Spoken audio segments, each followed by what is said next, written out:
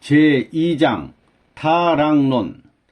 인간은 누구나 악을 버리고 선을 따르려는 본심의 지향성을 가지고 있다.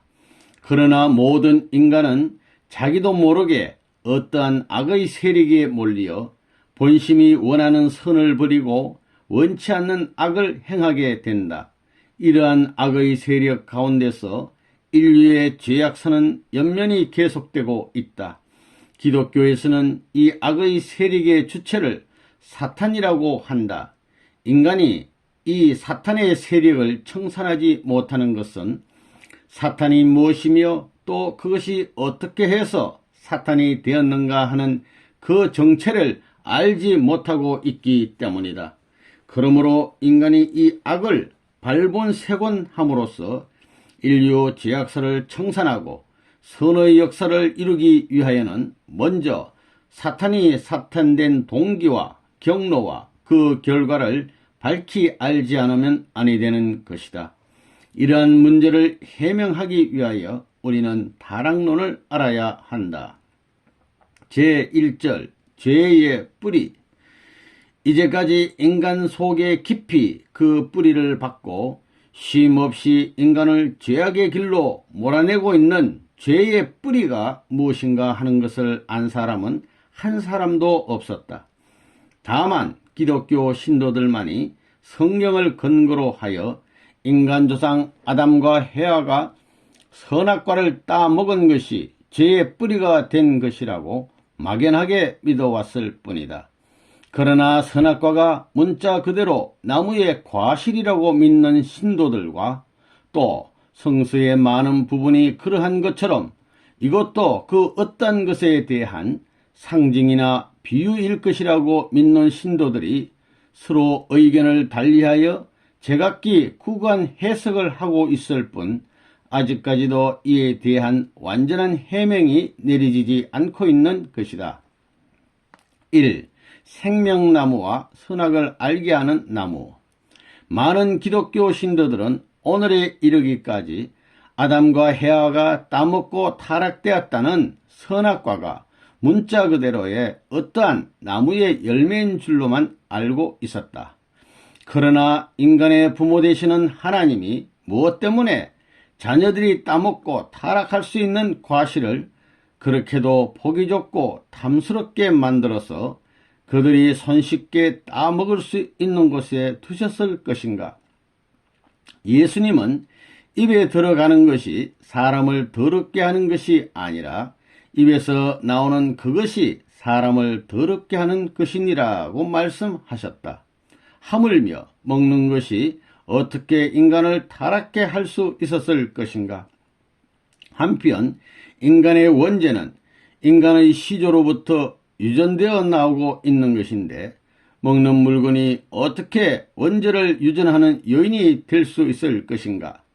유전은 오직 혈통을 타고 내려오는 것이기 때문에 어느 한 사람이 그 무엇을 먹었다고 하여 그 결과가 후손에게까지 유전될 수는 없는 것이다.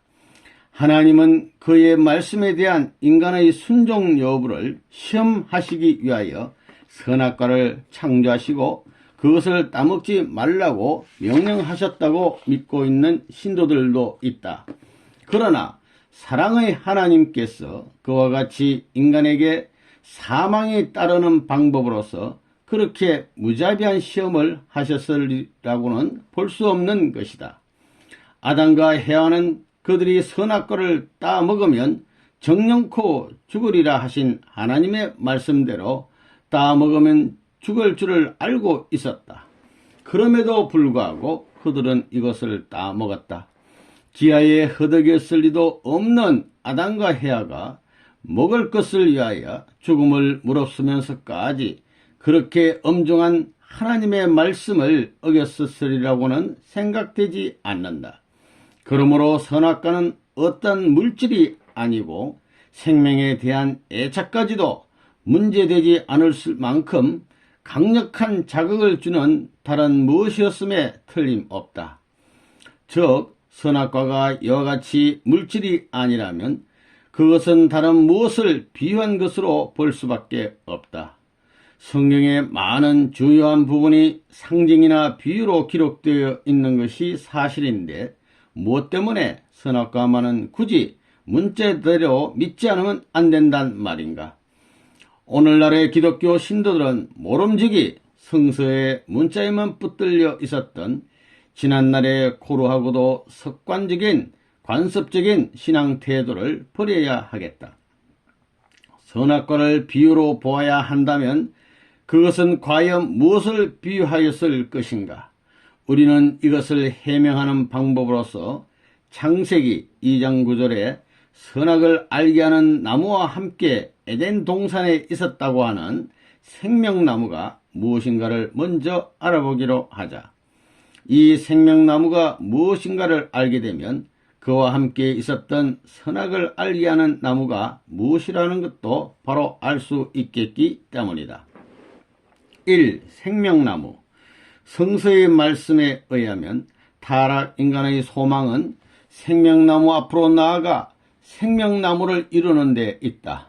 즉 잠언 13장 12절을 보면 구약시대에 있었을 이스라엘 민족도 생명나무를 소망의 대상으로 바라고 있었던 것이고 요한계시록 22장 14절의 기록을 보면 예수 이후 오늘에 이르기까지의 모든 기독교 신도들의 소망도 역시 생명나무에 나아가려는 데 있음을 알 수 있다.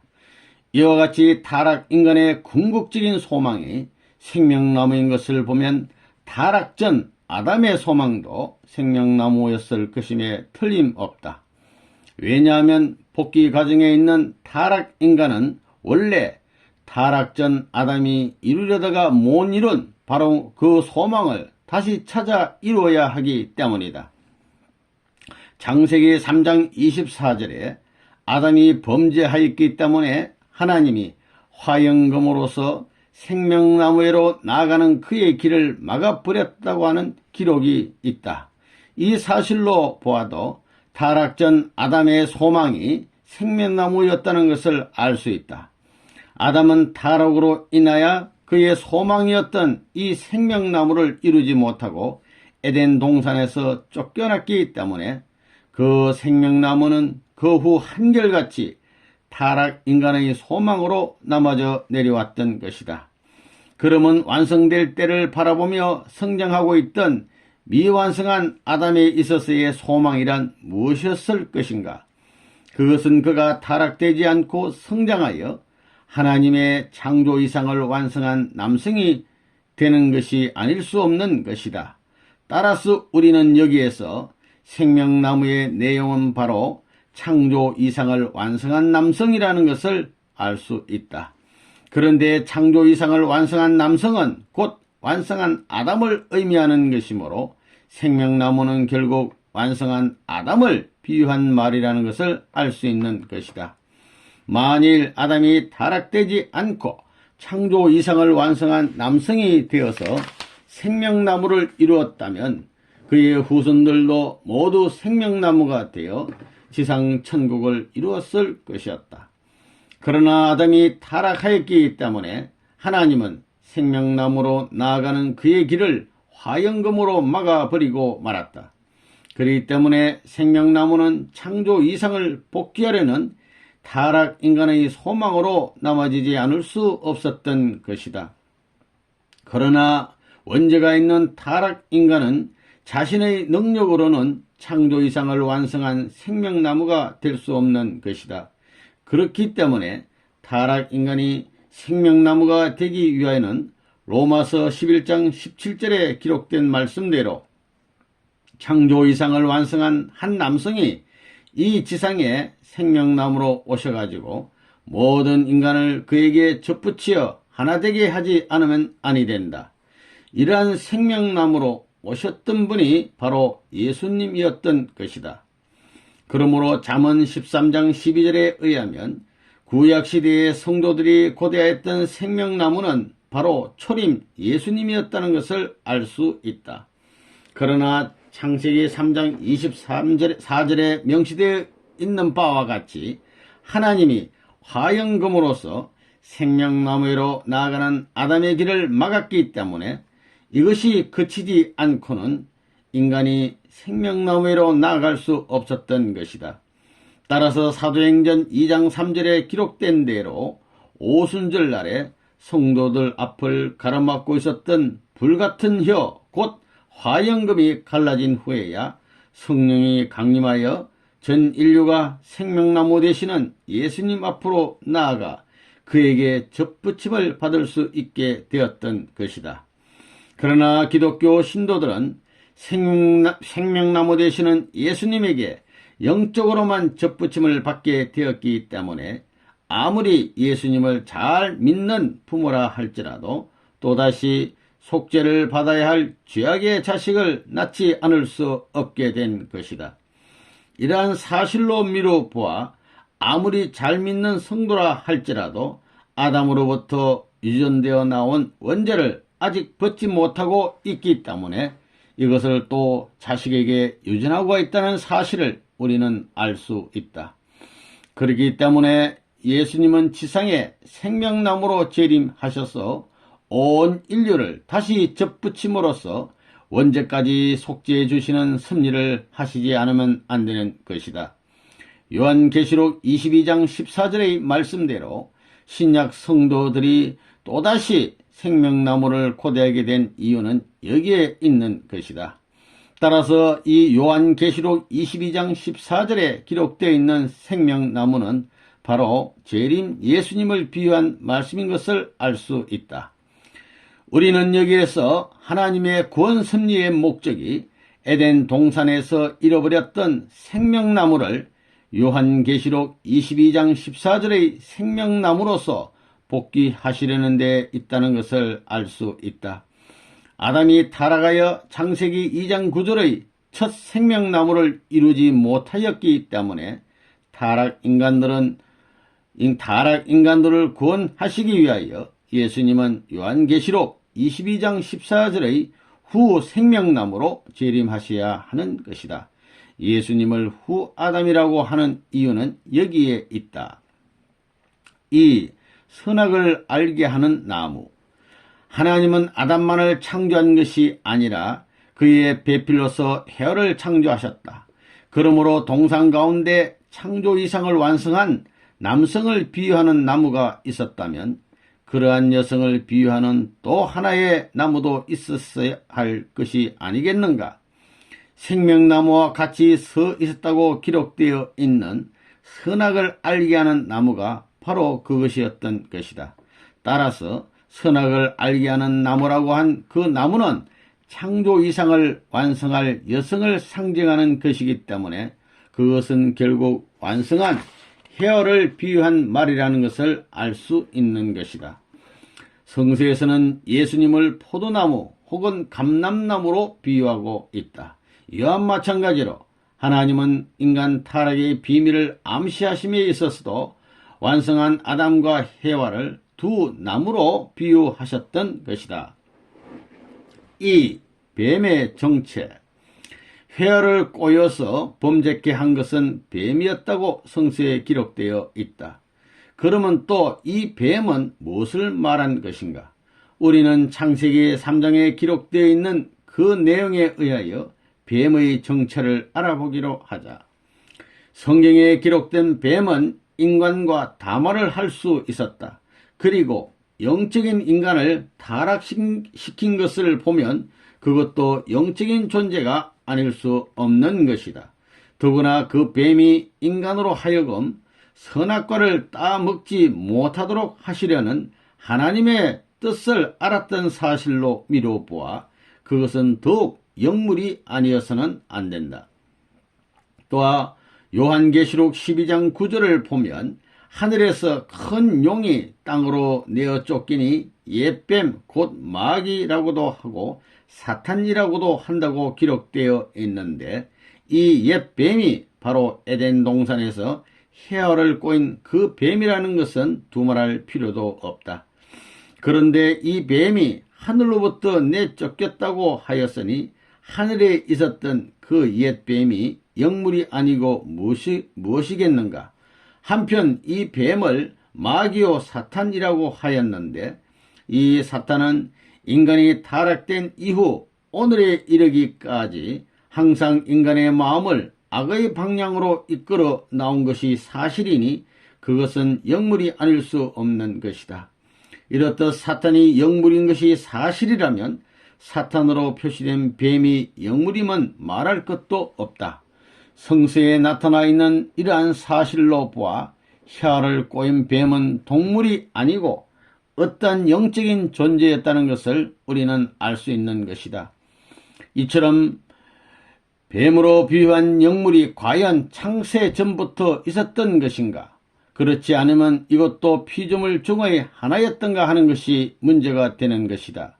만일 이 뱀이 창세 전부터 하나님과 대립된 목적을 가지고 있었던 존재라면 피조 세계에서 벌어지고 있는 선악의 투쟁은 불가피한 것으로 영속할 수밖에 없다. 따라서 하나님의 복귀 섭리는 결국 무의로 돌아가 버리고 말 것이며 모든 존재가 하나님 한 분으로부터 창조되었다는 이론론은 깨어지고 말 것이다. 그렇기 때문에 뱀으로 비유한 이 영물은 원래 선을 목적으로 창조되었던 어떤 존재인데 타락되어 사탄이 되었다고 보지 않을 수 없는 것이다.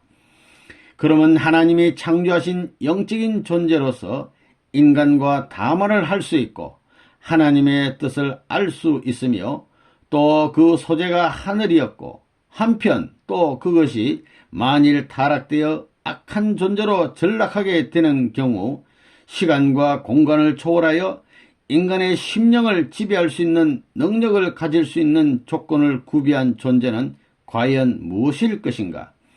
천사 이외에는 이러한 조건을 구비한 존재가 없으므로 우선 그 뱀은 천사를 비유한 것이라고 보지 않을 수 없는 것이다. 그런데 베드로후서 2장 4절을 보면 하나님이 범죄한 천사를 용서치 아니하시고 어두운 지옥에 던져두셨다고 하는 기록이 있다. 이 말씀은 천사가 바로 인간을 꼬여가지고 범죄하였던 뱀의 정체라는 사실을 결정적으로 입증하여 주고 있는 것이다. 뱀은 혀끝이 둘로 갈라져 있다. 따라서 그것은 한 혀로 두 말을 하고 한 마음으로 이중의 생활을 하는 자의 표상이 되는 것이다. 또 뱀은 자기의 먹을 것을 몸으로 꽈서 먹기 때문에 이것은 자기 이익을 위하여 남을 유혹하는 자의 표상이 된다. 그러므로 성서는 인간을 꼬인 천사를 뱀으로 비유하였던 것이다. 3. 천사의 타락과 인간의 타락. 우리는 위에서 인간을 꼬여 타락케 한 뱀이 바로 천사였으며 이 천사가 타락하여 범죄하여 타락됨으로써 사탄이 되었다는 사실을 알았다. 그러면 다음으로 우리는 천사와 인간이 어떠한 죄를 저질렀는가 하는 것을 알아보기로 하자. 1. 천사의 범죄. 유다서 1장 6절에서 7절에 또 자기 지위를 지키지 아니하고 자기 처소를 떠난 천사들을 큰 날의 심판까지 영원한 결박으로 흑암에 가두셨으며 소돔과 고모라와 그 이웃 도시들도 저희와 같은 모양으로 간음을 행하며 다른 색을 따라가다가 영원한 불의 형벌을 받음으로 거울이 되었느니라라는 로 기록되어 있는 것으로 보아 우리는 천사가 간음으로 타락되었다는 사실을 알 수 있다. 그런데 간음이란 혼자서는 행할 수 없는 범행이다. 따라서 우리는 에덴 동산에서 행하여진 천사의 간음에 있어 그 대상이 되었던 존재가 무엇이었던가를 알아볼 필요가 있는 것이다. 이것을 알기 위하여 우리는 먼저 인간은 어떠한 죄를 저질렀는가 하는 것을 알아보기로 하자. 2. 인간의 범죄. 창세기 2장 25절을 보면 범죄하기 전 아담 회와는 몸을 가리지 않은 채로도 부끄러워하지 않았다. 그러나 그들이 타락한 후에는 벗은 것을 부끄럽게 생각하여 무화과 나무 잎으로 하체를 가리었다. 만일 선악과라고 하는 어떠한 과실이 있어서 그들이 그것을 따먹고 범죄하였다면 그들은 필시 손이나 입을 가렸을 것이다. 왜냐하면 인간은 허물을 가리는 것이 그 본성이기 때문이다. 그런데 그들은 손이나 입을 가리지 않고 하체를 가리었었다. 따라서 이 사실은 그들의 하체가 허물이 되었기 때문에 그것을 부끄럽게 생각하였다는 것을 드러내고 있는 것이다. 이로써 우리는 그들이 하체로 범죄하였다는 사실을 짐작할 수 있는 것이다. 욥기 31장 33절 34절에는 내가 언제 아담처럼 내 죄악을 품에 숨겨 허물을 가리었었던가 라고 기록되어 있다. 그런데 아담은 타락한 후 그의 하체를 가리었던 것이다. 이 사실은 곧 아담이 가리었던 그의 하체가 허물이었다는 것을 말해주고 있는 것이다. 그러면 아담의 하체가 어찌하여 허물이 되었을 것인가? 그것은 말할 것도 없이 아담이 하체로서 범죄하였기 때문이다.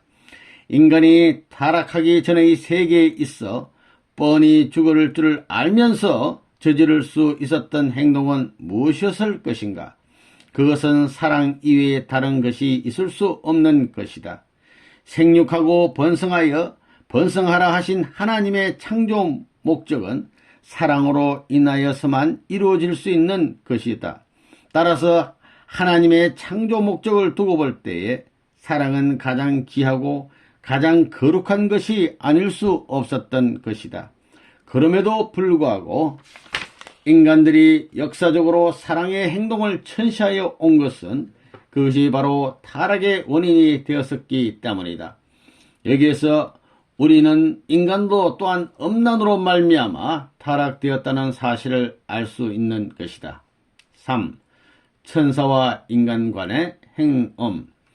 우리는 위에서 밝힌 바 인간이 천사의 꼬임에 빠져 타락되었다는 사실과 인간이나 천사는 모두 행음으로 말미암아 타락되었다는 사실과 그 위에 비조세계에 있어서 영적인 존재로서 서로 어떠한 정적인 관계를 맺을 수 있는 존재는 인간과 천사 외에 아무것도 없다는 사실 등을 결부하여 볼 때 인간과 천사와의 사이에 행음 관계가 성립되었으리라는 것은 쉽게 긍정할 수 있는 것이다. 요한복음 8장 44절에는 너희는 너희 아비 마귀에서 났으니 너희 아비의 욕심을 너희도 행하고자 하느니라라고 기록되어 있다. 그리고 요한계시록 12장 9절에는 마귀는 곧 사탄이요 사탄은 곧 인간을 꼬인 옛 뱀이라고 명시하였다. 이러한 선거들로 미뤄보면 인간은 마귀의 후손이요 따라서 사탄의 후손이기 때문에 결국 뱀의 후손이 되는 것이다.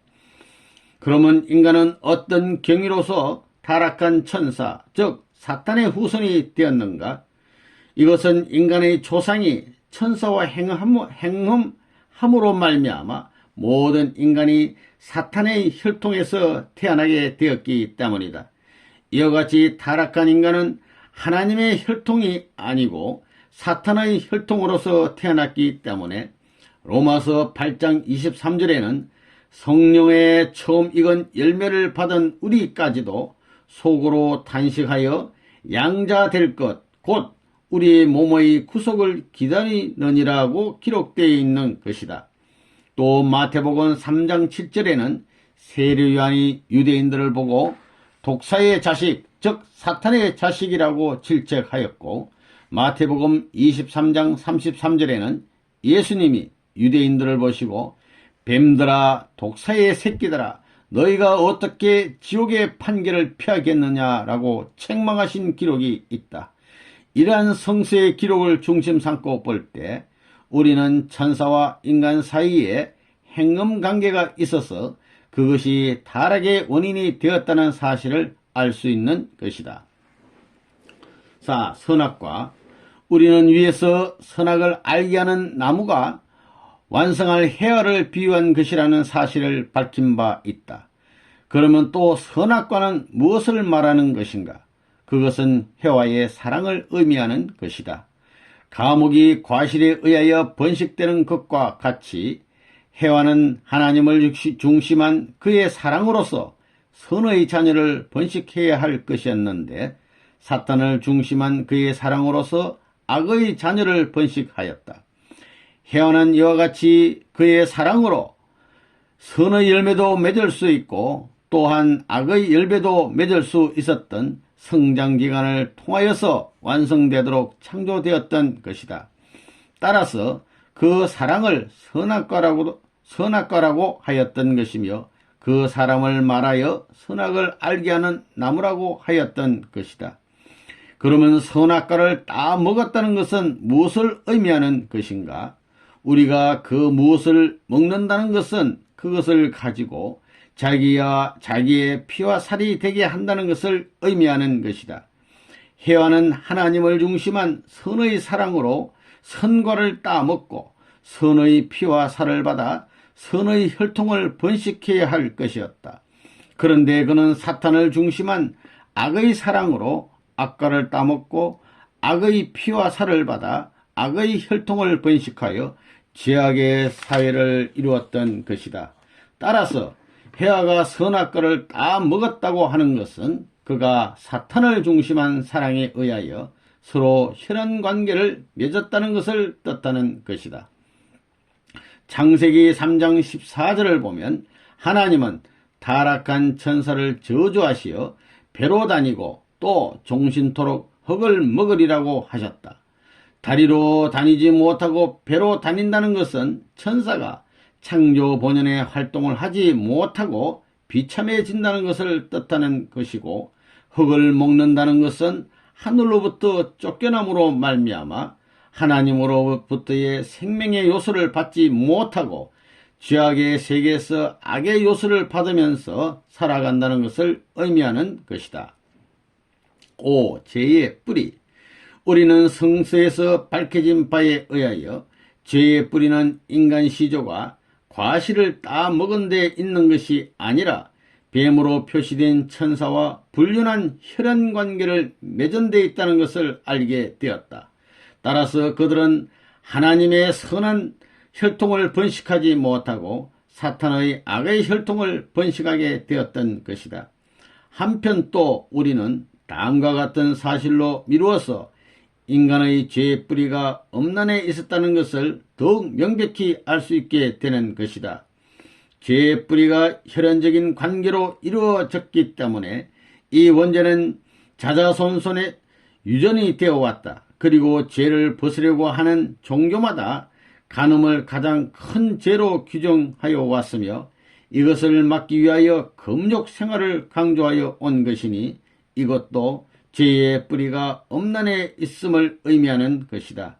또 이스라엘 민족이 하나님의 선민이 되기 위한 속죄의 조건으로서 할례를 행하였던 것은 죄의 뿌리가 음란에 의하여 악의 피를 받아들인 데 있었기 때문에 타락 인간의 몸으로부터 그 악의 피를 뽑는다는 조건을 세워서 성별하기 위함이었다.